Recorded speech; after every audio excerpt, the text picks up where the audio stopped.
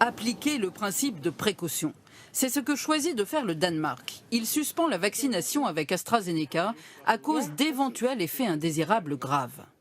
Le Danemark suspend la vaccination avec AstraZeneca jusqu'à ce que les autorités sanitaires aient clairement indiqué quels sont les risques. Il existe toujours un risque lié au vaccin. Ceux liés à l'AstraZeneca doivent être examinés plus en profondeur. Ce sont les thromboembolies, c'est-à-dire la formation de caillots sanguins, apparus chez certains patients, qui posent question. Le Danemark enquête particulièrement sur un cas, un décès, même si rien pour le moment ne le relie à ce vaccin. Quelques heures après cette annonce, la Norvège et l'Islande ont à leur tour suspendu la vaccination avec AstraZeneca.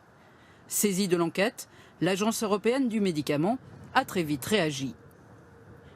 Rien n'indique pour l'instant que la vaccination ait provoqué ces troubles qui ne figurent pas parmi les effets secondaires du vaccin. Et elle rassure, en Europe, au 10 mars, pour 5 millions de personnes vaccinées, 30 cas de thromboembolie, une fréquence que l'on retrouve dans la population non vaccinée. Sur cette base, la France décide de ne pas suspendre la vaccination avec AstraZeneca. À ce stade, ni l'Europe, ni la France, ni l'Allemagne, je m'en suis entretenu avec le ministre allemand de la Santé tout à l'heure, ne considèrent qu'il y a un surrisque qui soit avéré. Donc vraiment, on surveille, on observe. Si la situation devait évoluer, évidemment, nous prendrions des décisions, mais à ce stade, il n'y a pas lieu de suspendre la vaccination. Pour l'Agence européenne du médicament, le vaccin AstraZeneca peut continuer à être administré pendant l'enquête. Bonsoir Damien Mascret. Bonsoir. Comment vérifie-t-on qu'une réaction, qu'un effet indésirable est lié au vaccin? Alors d'abord, le premier réflexe des agences, quand un lot est signalé avec un effet indésirable, c'est de bloquer le lot. C'est ce qu'on a fait. On vérifie, on revérifie. Parce qu'un lot est vérifié avant, évidemment, d'être donné, mais on le revérifie après. Et puis la deuxième étape, c'est de vérifier aussi dans les bases de données européennes, c'est ce qu'a fait l'agence très rapidement, s'il y a eu d'autres cas signalés de troubles de la coagulation. Ils en ont trouvé une trentaine, ça les a un peu rassurés parce que 30, c'est vraiment pas beaucoup, parce que tous les jours, il y a des gens qui ont des troubles de la coagulation, qui se fassent vacciner ou qui ne se fassent pas vacciner.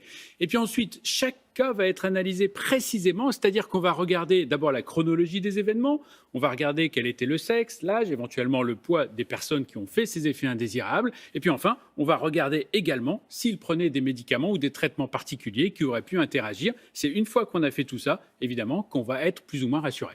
Et si jamais il y a un lien, qu'est-ce qu'on fait? On arrête tout? Alors, si c'est simplement une coïncidence, mais si c'est un lien de causalité, ça ne veut pas dire qu'on va tout arrêter. On va évaluer la situation. Si finalement l'effet est très rare, n'est pas grave, on va simplement faire une information qui sera dans la notice et les médecins seront prévenus. Et puis si l'effet est plus grave ou plus sérieux, en tout cas, on va le mettre simplement dans la balance bénéfice-risque. Est-ce que malgré cet effet très rare, indésirable, eh bien ça vaut la peine de vacciner? Évidemment, pour l'instant, la balance est largement en faveur des vaccins, mais on va attendre quand même la fin de l'évaluation. Merci Damien.